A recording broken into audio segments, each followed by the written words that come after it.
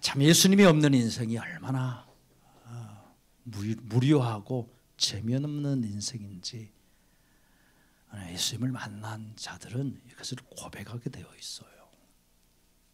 예수님이 없으면 다른 돈으로 즐거워할 수 있고 건강으로 즐거워할 수 있고 세상에 되어지는 일들로 인하여서 즐거움을 삼으려고 애를 쓰지만 그것이 영원하지 않잖아요. 우리 인생들은 끊임없이 무엇인가를 판단하고 결정해야 될 일들이 참 많아요. 하루에도 셀 수 없는 그 판단. 내가 지금 판단하는 게 올바른 것인가? 하나님이 기뻐하시는 것일까? 또는 이렇게 판단해서 행하는 것이 내 인생에 정말 유익된 길일까? 어렵습니다. 작은 일들부터 큰 일까지 다 판단하면서 살아야 해요. 심지어 오늘 점심 뭐 먹을까? 또 내가 또 결정해야 돼요. 특별히 이게 수험생들은 어느 대학 가야 될까? 어느 대학을 가야 내 인생에 유익이 될까? 어느 과에 가야 될까? 그래 어떤 과를 가야 내가 하고 싶은 일을 할 수 있을까? 작은 일도 큰 일도 다 판단하면서 살아야 되는 거예요. 청춘 남녀들은 누구와 결혼해야 행복할까? 지금 집을 사야 될까 말아야 될까? 지금 주식에 투자해야 될까 말아야 될까? 질병이 있는 자들은 지금 어떤 약을 먹어야 될까? 이 약을 먹으면 좋을까? 저 약을 먹으면 좋을까? 어느 의사에게 가면 좋을까? 허리가 아픈데 허리 디스크인데 이거 수술해야 될까? 아니면 약물 치료해야 될까? 정말 어떻게 하는 것이 내 인생에 가장 좋은 것인지 사실 빠르고 정확하게 판단하면서 살아야 되는 게 우리 인생입니다. 그런데 어때요? 이 판단 제대로 하지 못해요. 끊임없이 판단을 해야 되면서 살아야 되지만 그 판단을 내릴 때 앞날을 다 예측하면서 판단하지 못해요. 어떤 결정을 내릴 때 그것이 어떤 결과가 될지 정확히 모르는 그런 상태에서 판단을 해야 되고 그래서 답답하고 때로는 막막할 때가 많습니다. 그래서 확신이 없어요. 잘못 선택하게 될 것에 대한 이 두려움과 걱정과 염려가 압박합니다. 이런 고민을 가지고 살아가는 것이 우리의 인생이죠. 오늘 본문의 내용이 어떤 내용입니까? 대제사장에 관한 말씀이에요. 대제사장은 모든 제사와 예배를 총괄하고 백성들이 이렇게 어려워하는 판단의 문제, 결정하는 문제들을 결정해야 될 이런 문제들을 하나님께 물어서 하나님의 생각과 판단을 정확하게 백성들에게 알려주어야 합니다. 자신들이 해결할 수 없는 작은 어떤 가정의 문제부터 시작해서 국가적인 중대한 문제들을 지혜로운 자들조차도 판단할 수 없을 때 누구에게 가져오냐면 대제사장에게 가져오는 거예요. 이렇게 갖고 온 모든 어려운 문제들을 대제사장은 하나님께 물어서 반드시 사실 해결해 주어야 하죠. 그런데 대제사장은요, 인간이잖아요. 대제사장도 똑같은 인간이에요. 앞날을 예측하고 내다볼 수 없는 인간. 그런데 오늘 하나님께서 우림과 둠밈이라는 이 돌을 대제사장에게 줍니다. 그리고 우림과 둠밈으로 판단하고 판결하게 하십니다. 두 개의 이렇게 작은 돌을 주는 거예요. 이 돌을 가슴에 지니고 다니다가 이렇게 묻게 되면 그걸 가지고 판단하라는 거예요. 아니 어려운 문제들, 국가의 중차대한 이런 문제들을 이런 우림과 둠밈이라는 이 돌을 던져가지고 판단하게 하시는 것, 이게 과연 지혜로운 일인가? 단 한 번이라도 실수하고 잘못 판단하게 되면 그런 민족이 공멸할 수도 있잖아요. 적들이 쳐들어올 때 싸워야 되는지 항복해야 될까? 붙어야 될까? 아니면 항복하고 화해를 추진해야 될까? 종을 바칠까 전쟁을 해야 될까 이 판단해야 되는 거예요. 만약 판단해서 맞으면 백성들은 당연하게 기쁘게 생각하지만 100에 하나만 틀려도 하나님을 섬기는 대제사장의 자격이 없다고 당장 그만두게 할 수도 있어요.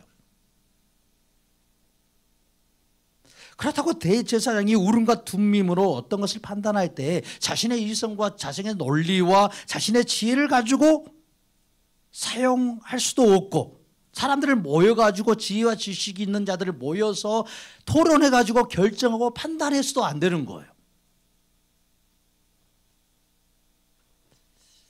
그런데 왜 하나님은 대제사장에게 사람들이 볼 때 마치 우림과 둠밈을 가지고 던져서 뭘 판결하려고 한다면 이건 점을 치는 것과 똑같잖아요. 점쟁이들이 뭐 쌀을 흔들어가지고 착 뿌려가지고 이렇게 점괘를 내듯이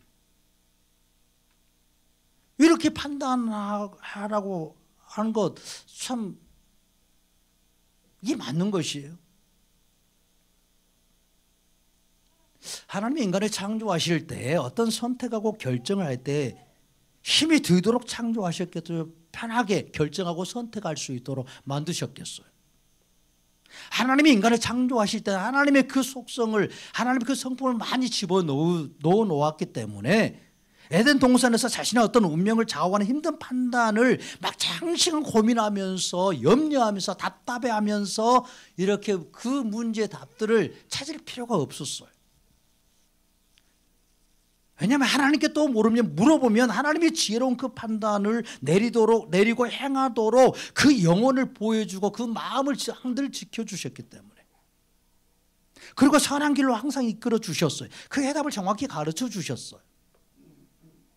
그런데 인간이 하나님처럼 되고자 하는 그 욕심이, 탐심이 일어나죠. 그래서 하나님께서 먹지 말라고 한 선악과를 다 먹습니다. 자신이 하나님처럼 스스로 판단하겠다는 거예요. 내가 그 선악과의 모든 일들을 판단하는 자가 되고 싶은 강한 이 유혹에 이끌려서 하나님께 묻지 아니하고 내가 이제 판단하면서 살 수 있는 자가 되고 싶은, 하나님처럼 되고 싶은 자가 그런 욕망이 있어서 선악과를 다 먹습니다. 선악과를 먹고 나서 이제 하나님에게 묻는 것보다 자기 스스로 판단하는 일이 더 쉬워졌어요. 그리고 하나님께 묻지 않고 결정하고 행하는 일들이 더 많아집니다. 작은 일이든 큰 일이든 자신이 스스로 판단하고 행할 수 있다는 이 교만으로 가득 차 있습니다. 그래서 하나님에 대하여 철저하게 무시하게 돼요. 하나님이 대적합니다. 하나님 없다고 말합니다. 자기의 판단대로 선악을 판단하고 판결하면서 결정하면서 사는 거예요. 그 결과 인간들은요, 스스로 비참한 상태를 경험해요. 자신의 판단의 그 실수로 인해서 엄청난 결과, 화를 당하고 불행에서 벗어날 수 없는 그 자리로 전락하게 되는 일이 비일비재하게 되어 있어요. 그래서 전도서는 이렇게 이러한 타락한 인간의 상태를 정확히 말해줍니다. 전도서 6장 9절에서 무슨 일에든지 때와 판단이 있으므로 사람에게 임하는 화가 심하니라. 무슨 일에든지 때가 있고 판단이 있는데 그걸 결정을 못하고 그 때를 알지 못해서 사람에게 임하는 화가 심하다는 거예요. 때를 분별하지 못하고 판단을 올바로 할 수 없기 때문에 큰 화를 당하는 것이 다반사인 거예요. 이것이 인간의 타락한 인간의 삶이라는 것을 정확히 가르쳐 줍니다. 인간들은 죄로 인하여서 자신들이 어떻게 판단해야 되는지 알 수 없는 존재가 되었습니다. 그 판단의 결과가 어떻게 내 인생에 작용할지 전혀 모르는 존재가 되었어요. 그래서 어떤 자는 서울대에 가서 망하는 인생을 살고, 어떤 자는 지방의 그런 이름 없는 대학 나왔어도 인생을 행복하고 즐겁게 사는 자들이 얼마나 많은지 몰라요.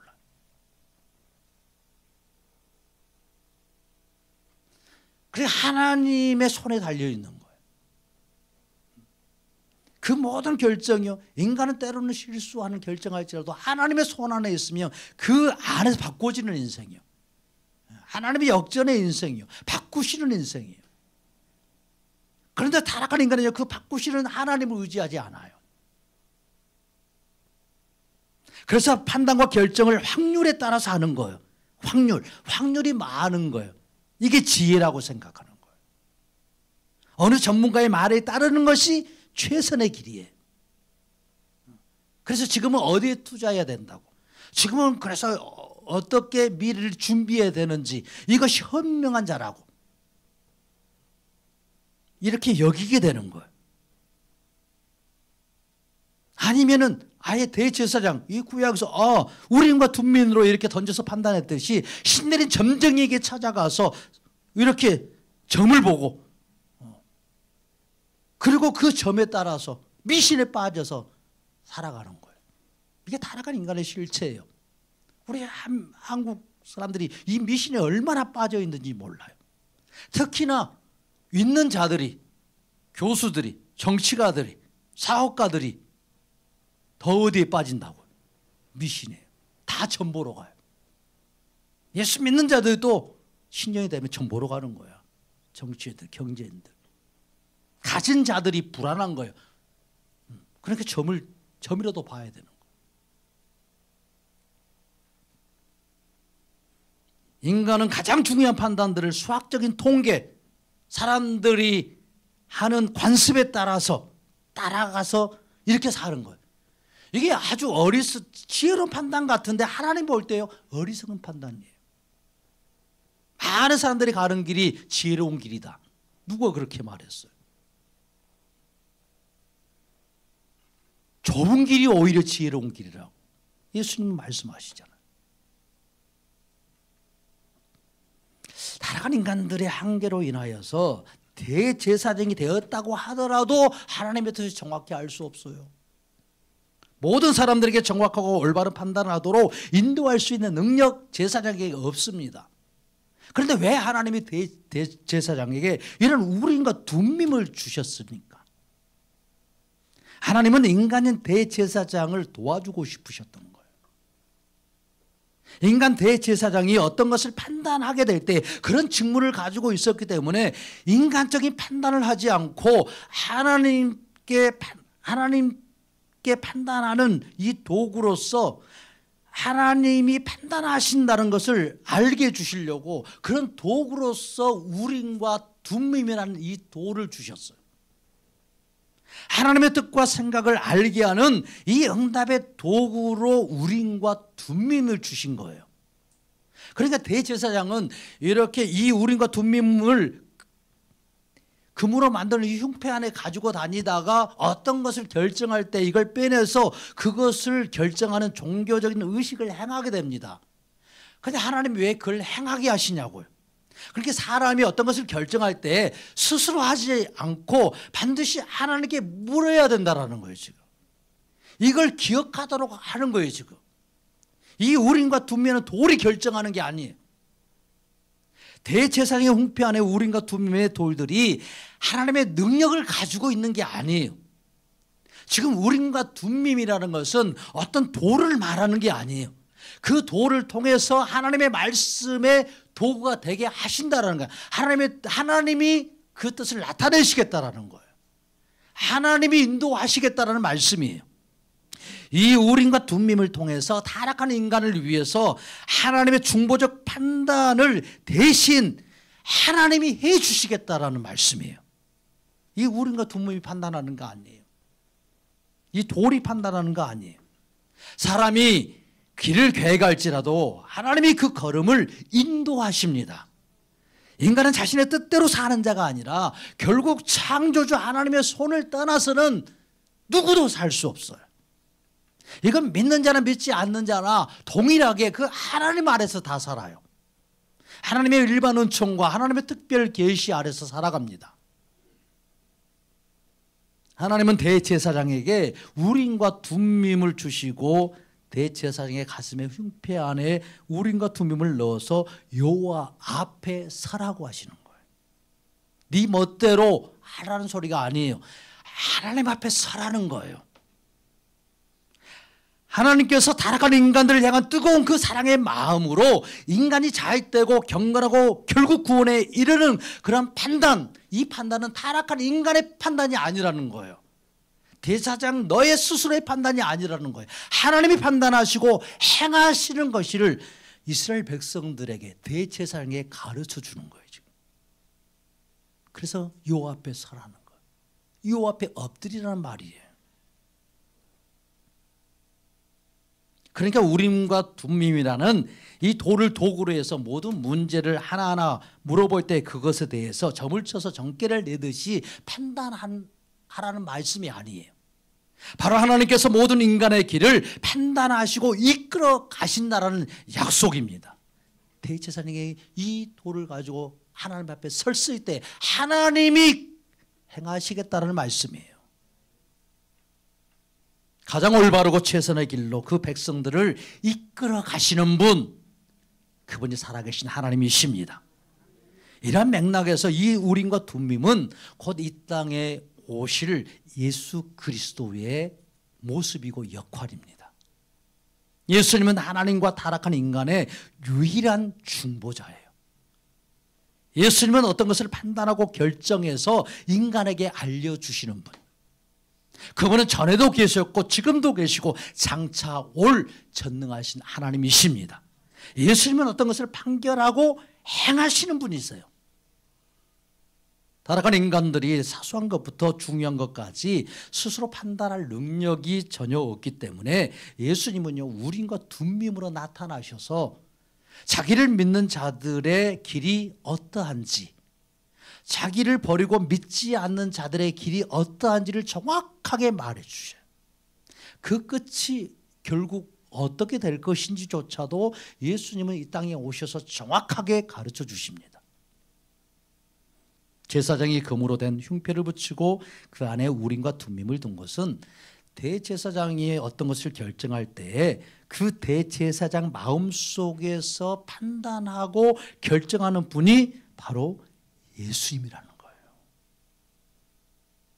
그런데 예수님은 인간이 직접 하나님께 물어서 응답이 얻게 되었을 때 이 땅에 오신 예수님이 인간과 하나님의 그 중간에서 우림과 둠밈이 되어 주셔서 인간들이 인생의 모든 난들을 가지고 나올 때에 예수님이 답을 주시는 거예요. 판결해 주십니다. 그리고 인생의 모든 수수께끼와 난제들을 예수님이 다 풀어주셔요. 예수님 안에 들어가면 왜 이런 문제들이 생겼는지, 왜 내 인생에 이런 일들이 있었는지, 그리고 왜 이런 문제들로 인해서 그때는 그렇게 힘들었는데 그로 인하여서 내 인생이 어떻게 바뀌었는지, 어떻게 주님이 일하시고 역사해 주셨는지, 그래서 인생의 모든 수수께끼가 풀리는 거예요. 예수님은 어떤 자에게 직접 음성으로도 말씀하시고 어떤 자에게는 여러 가지 환경과 상황 속에서 깨닫게 하시고 말씀으로 깨닫게 하시고 기도 중에 찬양 중에 만나 주심으로 그 주님을 알게 해주시는 거예요. 예수님이 자기 성도를 위하여 원하시는 길로 정확히 판단하시고 오직 진리신 예수님이 자유되고 강건한 길로 이끌어 가십니다. 예수님만이 하시는 역할이에요. 예수님은 그 어떤 것도 판단하고 결정 내릴 수 있는 창조주요 전능하신 하나님이십니다. 한 분 하나밖에 없는 유일한 진리이십니다. 하나님은 인간과 다르게 이 앞을 내다볼 수 있어요. 미래를 다 아시는 거예요. 어떤 문제의 본질을 정확하게 이해하고 파악할 수 있는 분이 하나님이십니다. 어떤 문제의 전후 사정을 다 알아요. 그 인생의 시작도 알고 그 인생의 끝도 알아요. 그 인생의 중간에 어떻게 살아갈지 그분은 아셔요. 누구도 알 수 없는 거예요. 어떤 문제의 최종 결과까지도 아시는 거예요. 예수는 이 땅에 인간들과 함께 거했지만 그분은 모든 판단을 가장 정확하고 뛰어나게 그분은 모든 앞날을 아시고 말씀하시는 거예요. 자신의 앞날도 아셨어요. 자신 십자가에서 죽을 것을 아셨기에 그리고 구원을 다 이루시고 성취하실 것을 이미 정확하게 판단하시고 아셨기에 아직 구원이 성취되지 않았음에도 불구하고 자기를 믿는 자들에게 그 죄가 아무리 많이 있는 자들에게도 구원을 선포하신 거예요. 이 집에 구원이 이르렀느니라. 나를 믿는 자는 구원을 받았느니라 말씀해 주시는 거예요. 이렇게 선언해 주시는 거예요. 예수님은 일의 결국 다 하십니다. 예수님은 인간들에게 구약에서는 우림과 둠밈으로 나타나시고 신약에서는요 인간들에게 직접 나타나셨어요. 지금은요 모든 자에게 그분의 영으로 성령으로 나타나셔서 정확한 판단을 내리고 인간들 가운데서 진리의 길로 사는 길로 생명의 길로요. 죽음과 저주의 길이 아니라 생명과 복의 길로 이끌어 가시기 위해서 오늘도 역사하시는, 오늘도 판단하고 행하시는 전능하신 하나님이십니다. 예수님은 인간이 죄를 지어서 1분 앞도 내다보지 못하고 미련한 판단과 어리석은 판단을 하기 때문에 하늘에서 내려와서 하나님과 인간 사이의 중보자로서 인간의 모든 현안에 답변해 주시고 정확한 판단을 하도록 하나님의 지혜와 그 판단의 능력을 가지고 오셨어요. 타락한 인간들이 가까이 접근할수록 화려하고 위험한 유형과 그 영광을 다 버리시고 누구든지 가까이 올 수 있도록 평범한 그런 모습으로 이 땅에 오셨습니다. 타락한 인간의 질문에 하나하나 다 그래서 답변을 해 주시는 거예요. 죄인들이 찾아왔을 때 다 그들의 문제를 해결해 주시는 거예요. 자상하게 가르쳐 주셨어요. 며칠씩 말씀으로 가르쳐 주셔서 정확한 판단을 내릴 수 있도록 미래에 대해서 다 말씀해 주시는 거예요. 그럼에도 불구하고요 인간 대제사장들과 종교 지도자들은 예수님의 정확하고 올바른 이 판단의 말씀, 지혜와 지식으로 가르쳐 주시는 이 말씀을 받아들이지 않아요. 자신들의 판단이 맞다라는 거예요. 예수님이 판단하고 행하시는 거 틀리다는 거예요. 오히려 귀신 들려서 바알세불의 일을 행한다라고 예수님 모욕하고 비난합니다. 하나님의 말씀을 흐리고 있다라고요. 어지럽히고 있다라고요. 이렇게 정죄합니다. 예수님은 하나님의 율법과 계명의 판결을 어지럽히고 신성모독한다고 결국 예수님이 십자가에 못 박아 죽이는 일을 버젓이 행하지요.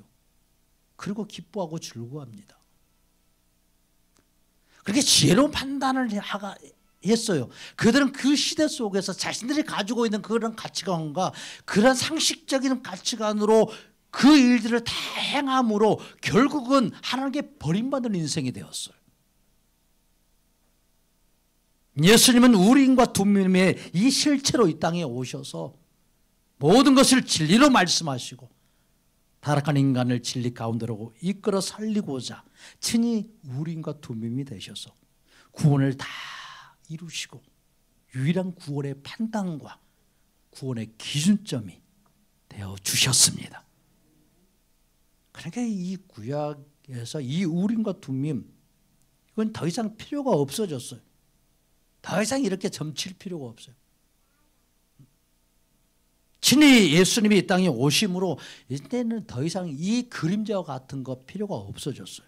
우림과 둠밈의 실체로서 예수님이 오셨기 때문에 모든 판단과 판결을 정확하고 올바르게 하셔서 우리의 걸음을 우리의 인생을 이끌어 가실 수 있는 유일한 구원자로 이 땅에 오신 분이 예수님이십니다. 그러니까 더 이상 돌멩이 던져가지고 하나님의 판단과 판결을 들을 필요가 없어요.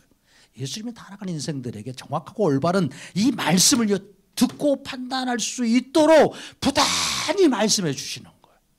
이게 생명의 길이라고, 이게 사는 길이라고요.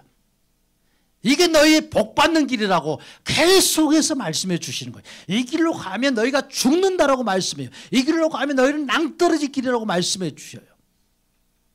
부단히 판단할 수 있도록 아주 세밀하게 자기를 드러내셔서 말씀하고 계십니다.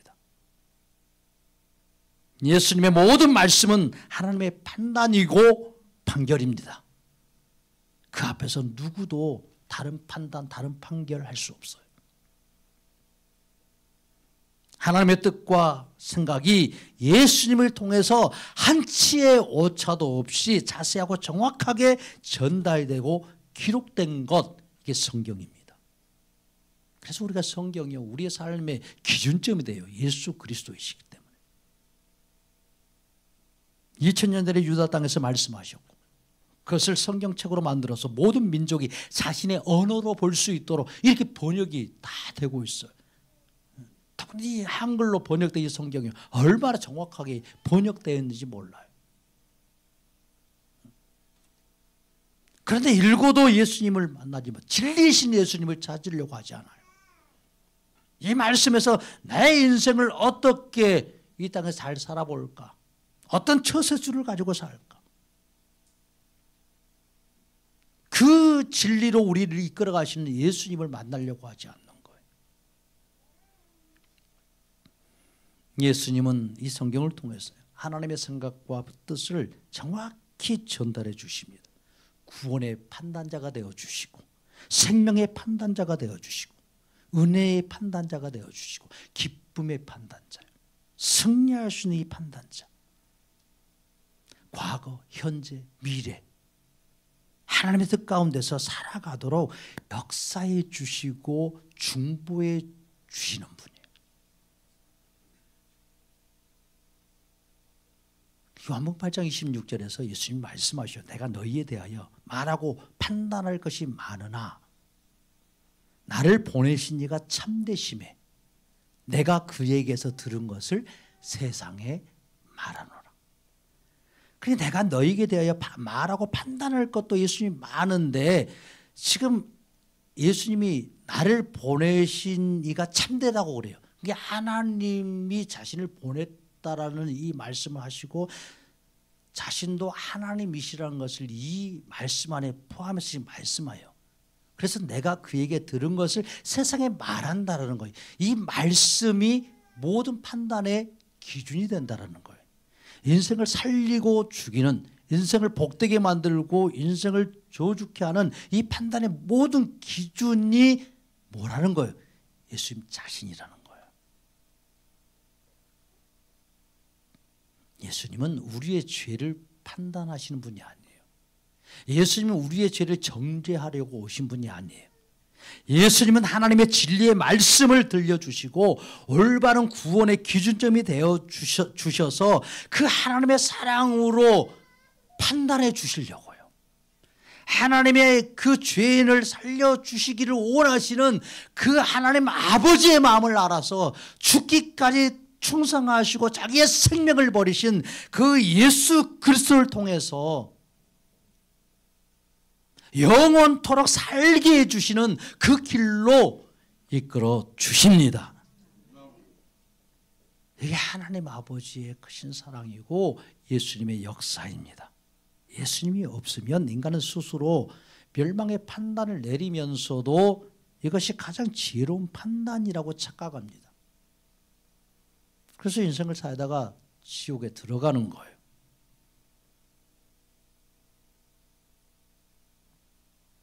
시편 105편에서 7절에서 이렇게 말해요. 그는 여호와 우리의 하나님이시라.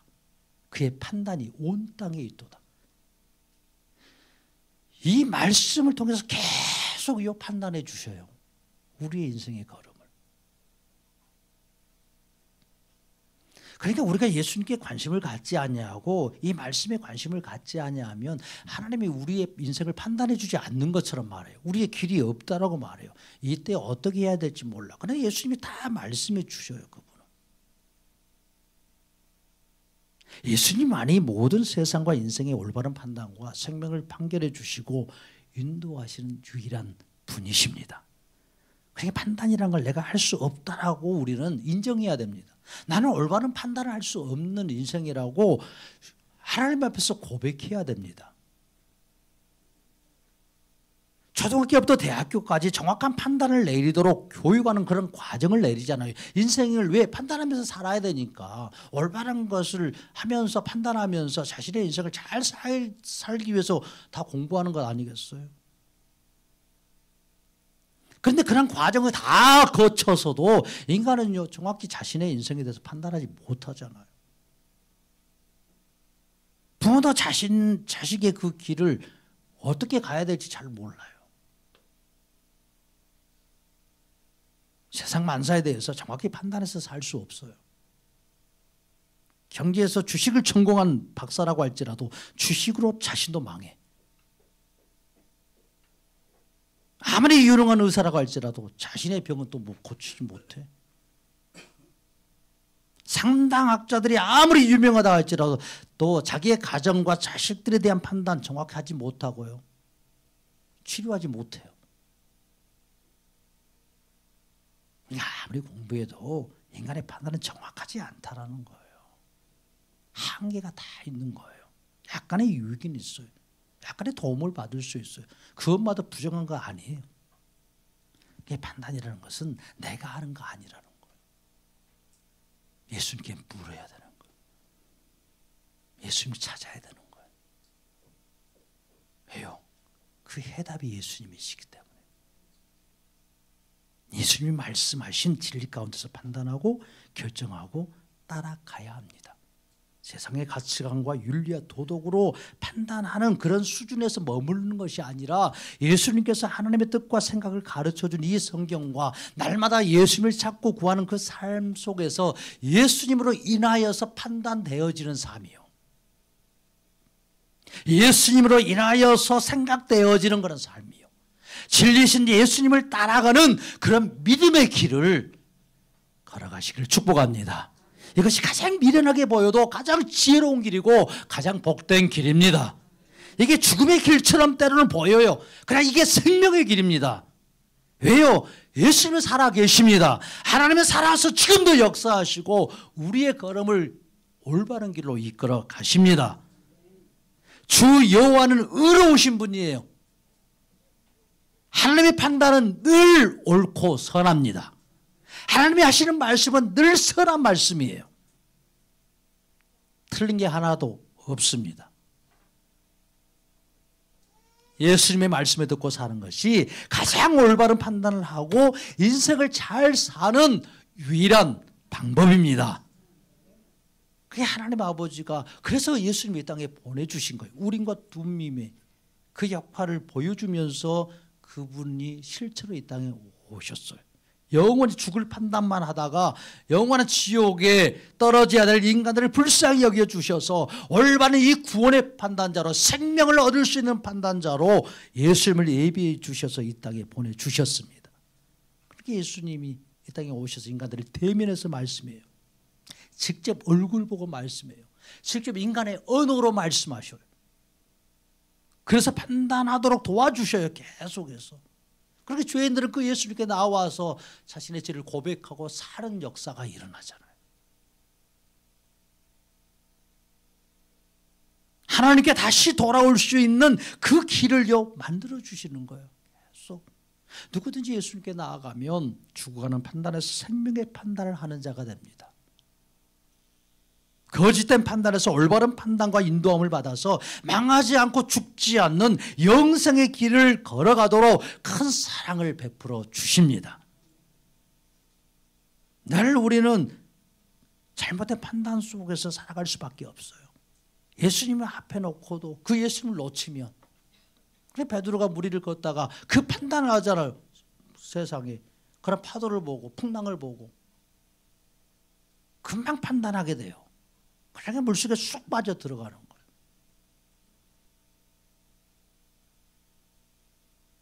그러니까 예수님이요 그를 붙잡아 주니까 사는 거예요. 붙잡아서 일으켜 주시니까.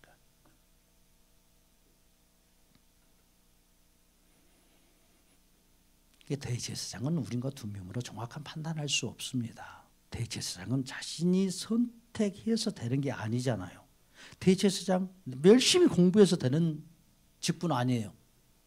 그냥 아버지가 대제사장이면 또 대제사장 돼요. 그냥 왕이 아들이면 무조건 그 다음에 왕이 되잖아요. 그가 똑똑하든 미련하든 상관없어. 무조건 왕이 되는 거야. 그러니까 선한 왕이 나오고 때는 악한 왕도 나오는 거예요. 제사장 자식이라고 다 똑똑한 거 아니에요. 그러니까 엘리 제사장 아들 홈리아 비누아스 아니잖아요. 그들 아주 불량자들이잖아요. 그러니까 제사장은 자신이 이렇게 선택해서 되는 게 아니에요. 머리가 좋든 안 좋든 그냥 혈통으로 돼요. 구약의 제사장은. 그러니까 여러 가지 문제들이 발생할 수 있어요. 예, 그 대제사장은 온전하지 않는 제사장. 그러나 이 땅에 대제사장으로 오신 분이 예수 그리스도. 그분은 완전하신 분입니다.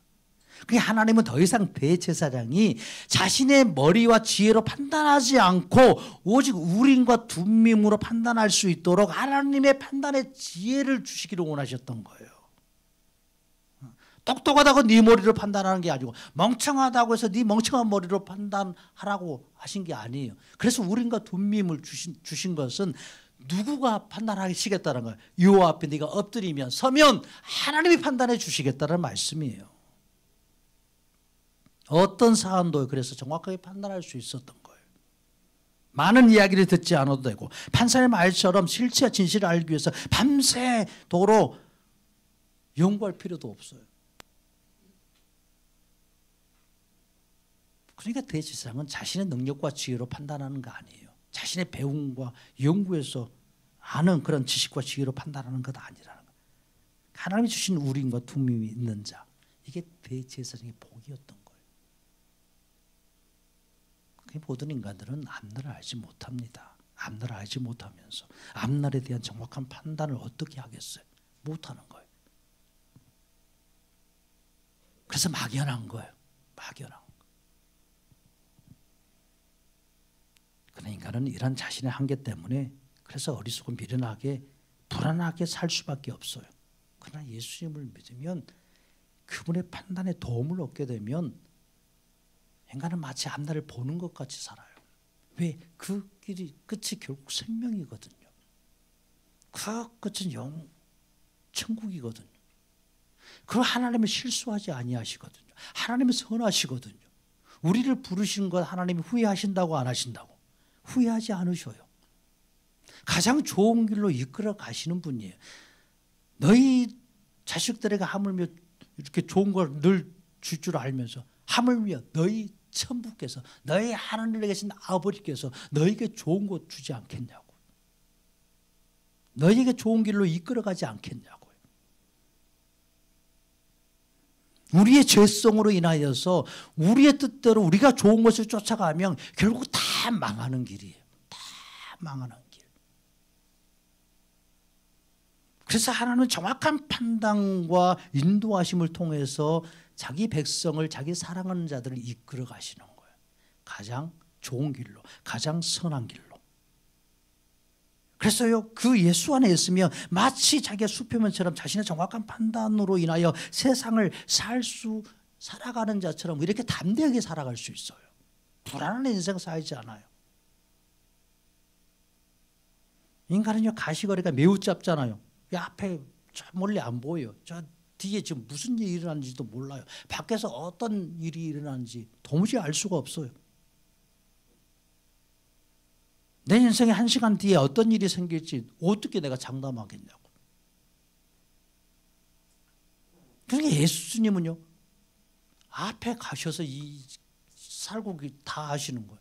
과거의 모든 것도 아시지만 현재의 모든 것도 아시지만 미래의 어떠한 지점에서도 아시는 거예요. 우리가 어떻게 죽을지 누구는 아셔? 예수님은 아셔요. 내가 어떻게 죽을지. 예수 안에 죽으면 다 복된 거예요. 어떻게 죽는 모양이 중요한 게 아니에요. 편안하게 죽으면 복, 뭐 교통사고로 죽으면 저주입니까? 아니에요. 하나님이 그냥 불러가시는 방법이에요. 그냥 하나님 안에 있으면 그 모든 삶과 죽음이요, 이게 불안하지 않는 거예요. 왜? 그분이 생명이시고 그분이 우리를 가장 선하고 가장 좋은 길로 날마다 이끌어 가시는 분이시기 때문에 그분의 사랑이요, 그분의 긍휼하심이요.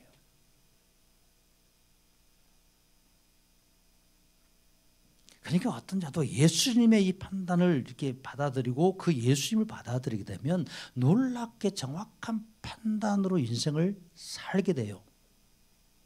이렇게 가면 안 될 줄 알았는데, 이런 일이 없을 줄 알았는데 되는 거예요. 그러니까 때때로 하나님은 우리의 상식을 깨트려서 일하시는 분이에요. 그건 늘 상식적으로만 일하시는 분 아니에요. 그게 우리의 어떤 길과 하나님의 길이 달라요. 우리의 생각과 하나님의 생각 다릅니다. 어떻게 타락한 인간의 피조물의 생각과 전능하신 하나님의 생각이 똑같겠어요? 완전히 달라요. 완전히. 그러니까 우리는 늘 예수님 앞에서 우리의 생각이 하나님의 생각과 예수님의 생각과 다르다고 고백해야 돼요. 다르다고. 아, 예수님의 생각과 내 생각이 똑같습니다. 아, 좋습니다. 주님이 싫어하시는 말이에요. 우리는 절대 예수님의 생각과 같을 수가 없어요. 우리는 철저하게 우리의 죄성을, 우리의 무능력함을, 우리의 판단할 수 없음을 그분 앞에 고백하고 엎드릴 때 그분이 우리의 인생의 판단을 그분이 행하셔서 이끌어 가시는 거예요.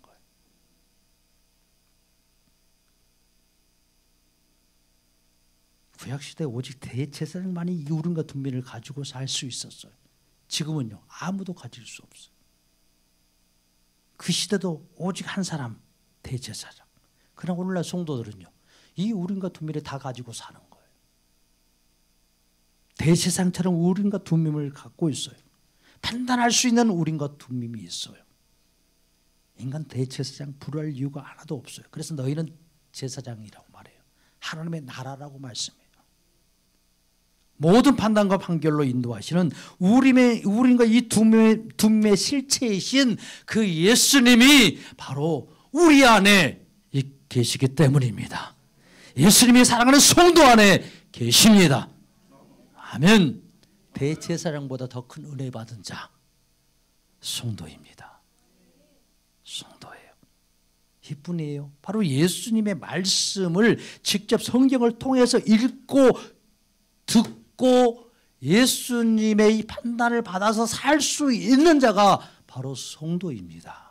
성도에게만, 자기가 살아가는 자들에게만 자신을 드러내어 주셔서 올바른 그 판단 아래서 그 판단을 붙잡고 예수님의 이 진리의 말씀을 붙잡고 살아갈 수 있도록 은혜를 베풀어 주십니다. 그래서 예수님은 이 판단의 원리와 방법을 이 성경에 자세히 기록해 놓으신 거예요. 그분이 판단자라는 거. 그래서 성령 하나님께서 우리의 삶 속에서 날마다 이 말씀을 통해서 판단이 정확하도록 날마다 쉬지 않도록 역사하십니다. 성도가 오판한 것처럼 보여도 우리는 늘 오판하면서 살아요. 때때로. 우리는 하나님의 판단대로 살고 싶고 예수님 판단대로 살고 싶구나. 우리의 죄성이 그걸 이겨요. 그래서 내 판단을 가지고 살려고 해요. 그래서 성도가 오판합니다. 그런데 예수님은요, 그 성도의 걸음을 예수님의 판단대로 이끌어 가시는 거예요. 오판할지라도 그런 오판한 대로 때로는 놔두다가 주님이요, 그 오판한 것을 판을 바꾸시는 분이에요. 판을. 그러니까 예수님은 가만히 놓아두지 않는 거예요. 이렇게 판을 바꿀 때 우리는 힘들어하는 거예요. 왜 이 길로 못 가게 하느냐고. 왜 이걸 막으시냐고. 그리고 다른 길로 가라는 거예요. 이게 어조준하는 거가 똑같아요. 아, 이 길로 가면 안 되잖아요. 이 길로 가야 맞는 거잖아요. 양궁할 때 그 관역에 쏘는 거 보세요. 분명히 관역은 여기다 쏘야 하는데 여기다 대놓고 쏘아. 이게 어조준인 거예요. 아, 이렇게 쏘면 어떻게 관역에 맞냐고요. 그냥 상식으로는 맞지 않는 거예요. 상식적으로. 근데 그렇게 쏘아야 되는 거예요. 분명히 이렇게 여기가 관역인데 바람이 불면 여기 대놓고 쏘아야 되는 거예요. 여기 정확히 관역 보고 쏘면 절대 맞지 않아요. 바람이라는 변수가 있는 거예요. 바람이라는 변수가 있기 때문에 여기를 쏘아야 되는데 여기를 대놓고 쏘는 거예요. 그래야 맞는 거예요. 하나님은요, 우리의 인생을 때로는 그렇게 하라는 거예요. 지금. 우리는 이렇게 가야 맞죠. 이 관역이 저기 보여요. 그럼 그렇게 가야 된다고 생각해요. 그러나 하나님은요, 여러 가지 변수가 있어요. 죄악의 변수가 있어요. 우리의 그런 걱정과 염려의 변수가 다 있어요. 우리의 불안함에 우리의 연약함의 변수 다 있어요. 하나님은 다 아시는 거예요. 하나님이 그렇게 가라가면 우리 인생이 그렇게 똑바로 갑니까? 안 가요. 그걸 하나님 다 아셔요. 아담이 죄 지을 줄을 몰랐겠어. 그분은 아셨어요. 그런데 손치지 않아요. 선악을 따먹으려면 손쳐야지. 그래야 사랑하시는 거 아니에요? 왜 죄를 짓도록 내버려 두냐고요. 그 하나님 무능력한 하나님 아니에요. 손을 쳐서 못 먹게 했어야지. 이게 타락한 인간의 생각이에요. 그게 하나님의 사랑이 얼마나 큰지를 몰라요. 그 죄를 지어서 짓는 것을 그냥 허용해 두시는 거예요. 그래서 누구를 통해서 구원시키시겠다는 거예요. 구원자 예수님을 통해서. 그래서 인간은 이 땅에서 영원히 사는 것이 아니라 하나님 나라에 들어갈 수 있는 거예요. 하나님과 함께 살 수 있는 거예요. 이게 축복이라는 걸 몰라요. 그냥 이 땅에서 그냥 이렇게 인간으로 사는 것이 복이라고 여기는 거예요. 아니에요. 하나님이 인간을 만드실 때 애초에 하나님과 함께 살기를 원하셨어요. 하나님의 나라에서요. 그러니까 하나님은 우리의 인생을 그렇게 이끌어 가시는 거예요. 때는 오조준하라는 거예요. 때는 이렇게 가라는 거예요. 왜? 그래야 관역에 들어갈 수 있으니까. 우리의 연약함을 아시는 분, 우리의 무지함을 아시는 분, 우리의 완악함을 아시는 분, 우리의 패역함을 아시는 분. 그래서 우리는 그 하나님 말씀대로 늘 살지 못하는 인생이라는 걸 정확히 그분은 아시는 거예요. 그래서 주님이 그렇게 가라는 거예요. 이쪽으로 가야 되는데도 불구하고 이렇게 가라고 하나님 말씀. 그렇게 안 맞는 거예요. 내 생각. 하나님의 판단은요, 인간의 생각을 뛰어넘습니다. 하나님이 우리를 너무 잘 아시는 거예요. 우리의 죄성을 너무 잘 아시는 거예요. 우리가 의로워서 우리를 부르신 게 아니에요. 우리가 하나님의 말씀을 올곧이 딱 따라서 행할 줄 알고 충성스럽게 살 줄 알고 우리를 부르신 게 아니에요. 우리를 긍휼히 여겨서 우리를 사랑하셔서 우리를 자녀 삼아 주신 것이지. 우리가 자녀이니까 주님이 그렇게 일하시는 것이지. 책임져 주시는 거지.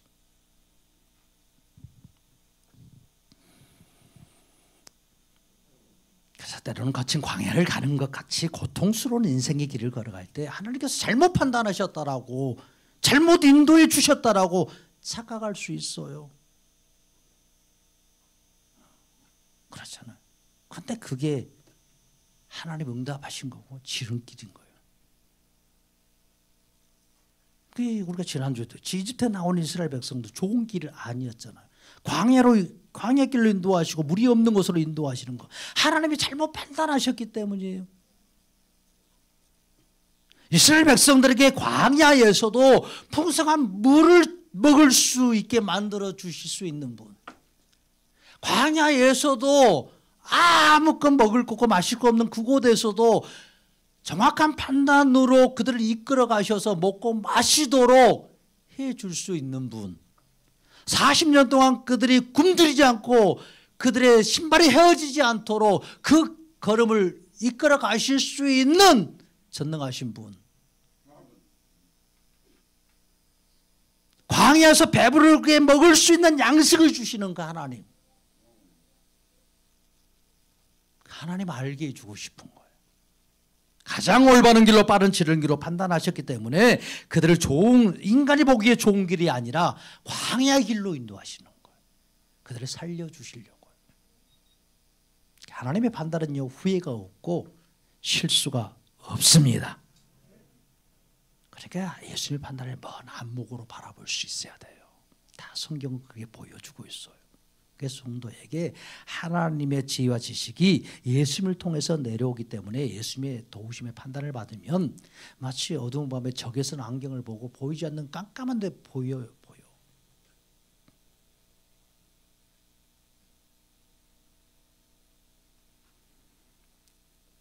그래서 빌립보서 4장 6, 7절에 말씀합니다. 아무것도 염려하지 말고 모든 일에 기도와 간구로 너희 구할 것을 감사함으로 구하라. 아멘. 아무것도 염려하지 말고 다만 모든 일에 기도와 간구로 너희 구할 것을 감사함으로 아뢰라. 판단해야 될 거 많아요. 결정해야 될 거 많아요. 어디로 가야 될지, 어떻게 해야 될지. 이 모든 일에 기도와 간구로 너희 구할 것을 구하라는 거예요. 너희 구할 거, 우리가 구해야 될 게 뭐예요? 우리가 구해야 될 게 길을 구해야 돼요? 돈을 구해야 되는 거예요? 지혜를 구해야 되는 거예요? 그럼 누구예요? 그죠? 예수. 우리의 구할 거, 구할 거. 오직 나를 먼저 그의 나라와 그 의를 구하라. 구할 거예요. 우리가 구할 거 감사함으로, 예수님을 우리가 감사함으로 구하는 거예요. 감사함으로. 예수님이 내 인생에 들어오고 내 인생의 판단자가 되어주시면 나는 망하지 않는 인생입니다. 그러니까 그리하면, 이렇게 구하면, 예수님을 구하면 그 모든 지혜각에 뛰어난 하나님의 평강이신 그리스도께서, 하나님의 평강이신 예수님이 우리의 마음과 생각을 뭐 하신다고? 지키셔서 인도하신다는 거예요. 올바른 판단을 하고 걸어갈 수 있도록. 그래서 모든 평안 중에 불안함이 아니라 평안을 맛보게 해준다는 거예요. 평안. 그러니까 위기 상황이 되고, 때로는 죽음의 위기의 그런 상황, 굉장히 힘든 상황이 되면 다 불안해질 수밖에 없어요. 심장이 빨리 뛰어요. 심박수가 올라가. 겁에 질리면. 그런데 그런 상황에서 뭐 한다는 거예요? 심박수가 떨어지는 거예요. 이렇게 편안해져. 여러분들 이런 것을 경험해 보셨을 거예요. 예수님이 계시면, 예수님이 안 계시면 이게 막 뛰는 거예요. 근데 예수님이 우리 안에 평안으로 찾아오시면, 이게 분명히 지금 그런 상황이 정리되지 않았고, 그런 죽음의 그런 위기의 상황이 여전히 있음에도 불구하고 이렇게 떨어지는, 심박수가 떨어져. 그럼 편안해지는.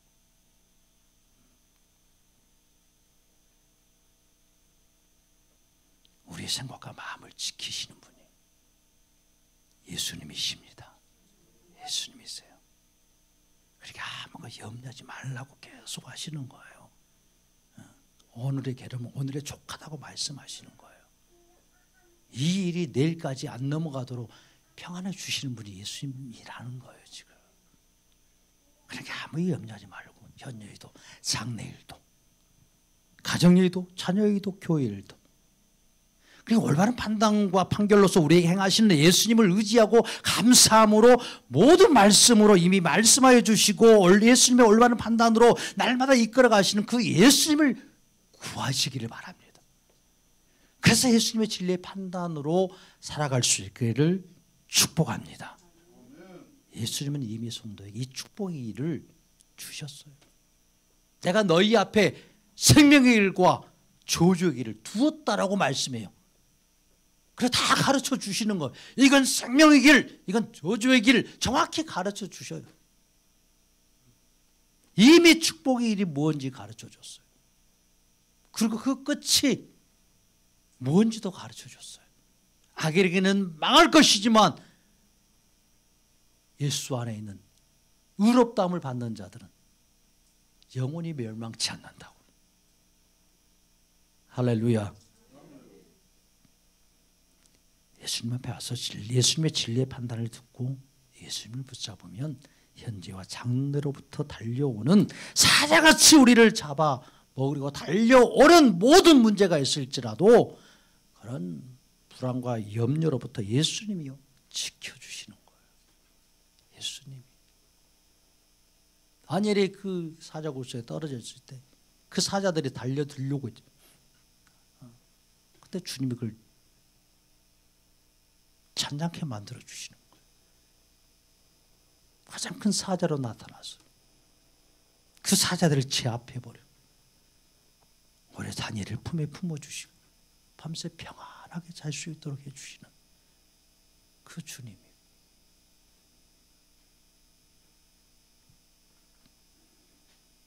그러니까 걱정 말고 우리가 의지하고 믿어야 될 것은 예수님밖에 없습니다. 예수님밖에 없어요. 예수님이 우리의 삶에 부흥을 주십니다.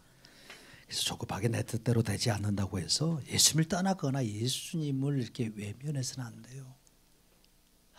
예수님이 이렇게 때를 따라서 은혜를, 그 은혜를 계속해서 주시는데 어떤 때 큰 은혜를 주시는 거예요. 우리를 도우시는, 돕는, 그 돕는 것이 느껴지도록 은혜를 주신다는 거예요. 예수님의 은혜는 끝이 없어요. 계속 쏟아지는데 우리가 그걸 잘 몰라요. 그런데 때때로 큰 은혜를 주셔서 예수님 나를 돕고 계시는구나, 예수님 나를 사랑하시는구나, 이렇게 깨닫게 해주신다는 거예요. 여리고성을 하루에 한 번 7일 동안 아무 말 없이 돌라고만 하셨잖아요. 그게 예수님 말씀 안에 살면 그게 아무 일이 없어요. 그게 도는데 아무 일 일어나지 않아요. 이렇게 순종하면서 살았는데 아무 일 일어나지 않아. 아무 일. 7일 동안 돌았는데 여전히 견고한 여리고성은 그대로 있어. 그래서 예수님 말씀 안에 살아도 마치요 아무 일이 없는 것 같아요. 놀라운 역사 별로 일어나지도 않는 것 같고. 근데 주님이 이렇게 큰 은혜 주실 때는 그걸 깨닫게 하고 알게 해주셔서 소리쳐서 예수님을 경배하게 만들어줍니다. 그게 무엇을 먹을까 묻지 말고 아무거나 잘 드시면 돼. 무엇을 먹어도 주님이 건강을 주시면 건강하게 되는 거예요. 뭐 건강한 거 좋은 거 유기농만 먹은다고 해가지고 건강해지는 거 아니에요. 오래 사는 거 아니에요. 그러니 무엇을 먹을까, 무엇을 입을까, 뭐 이런 것 가지고 막 염려하고 이런 것 가지고 묻지 말라는 거예요. 어디 병원 갈까요? 물을 필요가 없어. 그냥 가. 아무 병원이든. 주님 의지해서 가면 주님이 그 의사를 통해서 주님이 고치시니까. 그게 의사가 고친다고 생각하니까 명의를 막 못 찾아가면 불안한 거예요. 물론 세상에 돌팔이도 있고 병이도 있어요. 그러나 병이를 찾아간다고 내 병이 다 고쳐지냐? 그렇지 않아요. 이게 병을 고치시는 분이 누구예요? 예수님. 이 약을 먹어서 내가 고쳐지는 것이라고 생각하면 예수님이 싫어하셔요. 뭐 예수님이 안 고친 거라 이 약이 고쳐줘요. 우리의 모든 생각은요, 예수님께 의존되어서 이렇게 생각해야 되는 거예요. 이렇게. 이게 주님이 기뻐하시는 거, 이게 맞는 거고, 우리는 이 생각을 잘 안 하려고 그래요. 왜? 타락했기 때문에. 그러니까 예수님의 생각과 우리의 생각이 다르는 거예요. 예수님은 그렇게 다 약으로 우리를 고친 게 아니라 예수님이 우리 약을 먹으면 예수님이 그 약을 통해서 예수님이 고치신다니까요. 예수님이 의사를 통해서 일하시는 거고. 그러니까 이것저것 묻지 말고 예수님 의지하면서 사는 거예요. 모든 인생을. 할렐루야. 예수님을 믿는 그 믿음의 길을 그래서 걸어가는 거예요. 이게 믿음의 길인 거예요. 믿음의 길. 그래서 풍랑 속에서도 예수님이 고문에서 주무시고 계시는데 예수님 깨웠다고 예수님이 칭찬했어요. 화내셨어. 예? 화내셨어. 왜 깨우냐고. 잠자고 계시는데. 우리는 깨워야 되는 거 아니에요? 지금 위급한 일이잖아요. 다급한 일이잖아요. 그럼 예수님 깨워야죠. 깨운다는 게 뭐예요 지금? 기도한다는 말이에요. 예수님 이렇게 해주세요. 이렇게 위기에서 빨리 건져주세요. 예수님 왜 우리를 안 돌아봅니까? 왜 나를 살려주지 않습니까? 왜 나를 이 위기 속에서 나를 구해주지 않습니까? 이렇게 기도하는 거 예수님이 잘했다고 해 못했다고 그래? 예? 잘한 거다 못한 거다. 이게 큰 믿음이다 작은 믿음이다. 잘 아시네. 그래 예수님은 그렇게 생각하신다니까요. 근데 우리는요 그렇게 하는 것을 마치 무슨 믿음? 큰 믿음 가진 것처럼 이야기해요. 그게 하나님의 생각과 예수님의 생각과 정 거꾸로 생각하는 거예요. 우리 타락한 인간들. 그래서 내가 막 이렇게 기도하고 그러면 큰 믿음을 가진 자처럼 스스로 여기는 거예요. 근데 예수님은요 작은 믿음, 별 볼 일 없는 믿음, 나를 모르는 믿음, 그렇게 얘기하시는 거예요. 근데 그런 상황에서 기도하지 않아. 그러면은 예수님 뭘 하게? 그걸 보고 예수님은 작은 믿음이라고 큰 믿음이라고 그래. 에? 큰 믿음. 내가 거짓말 하냐고요. 거짓말. 성경에서 그걸 말하고 있다니까요. 그러니까 예수님이 누구신지를 알면 이런 조그만 인생의 그런 문제들로 인해서 막 예수님 앞에 막 엎드려서 살려달라고 막 예수님 막 가만히 계시는 예수님, 우리를 사랑하고 여전히 지금 돌보고 지키고 계시는 예수님한테 왜 막 나를 살려달라고 이렇게 혼자 난리 법석 떠는 거예요. 예수님이 우리를 지키시는데, 그분이 내 생명을 지키고 계시는데, 그렇게 풍랑 속에서 그분이 평안히 주무신다면은 그분이 그 모든 위험적인 문제들이 그 위협이 나에게 온다 안 온다? 안 온다는 거잖아요. 그분은.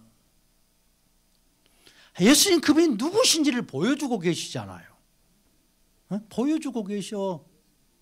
주무시는 것으로 설교하고 계시는 거야. 예수님이 누구신지를. 근데 제자들은 안 믿는 거예요.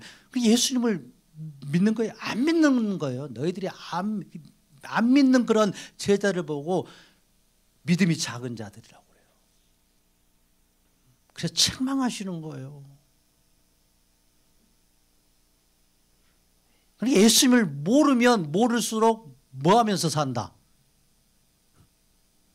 기도하면서 사는 거예요. 오늘 뭐 먹을까요, 예수님? 오늘 무엇을 입을까요, 예수님? 오늘 이 약을 먹어야 될까요, 말아야 될까요? 그냥 먹으라고. 그냥. 그러니까 예수님을 모르는 거예요. 예수님 누구신지를 모르는 거야. 그럼 여러분 자녀들이 막 그렇게 말하면 여러분 대답해 줘요?